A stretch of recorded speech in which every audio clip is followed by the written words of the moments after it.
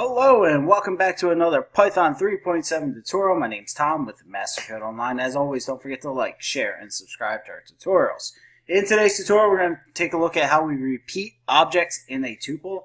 The most important thing to take away from this tutorial is we are not editing the tuple because tuples are immutable. So we're creating a new tuple when we repeat the object. So let's get and take a look at how this all works.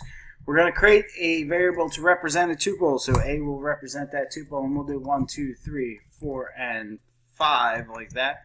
And the first thing we can do is a operator assignment.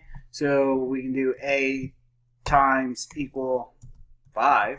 All right, call A, and we get our objects repeated 5 times inside the tuple. All right. Another way to do this would be B is equal to, we'll do 1, 2, and 3 this time, so I don't feel like typing that much. And we'll do B is equal to B times 5. Oops, like that.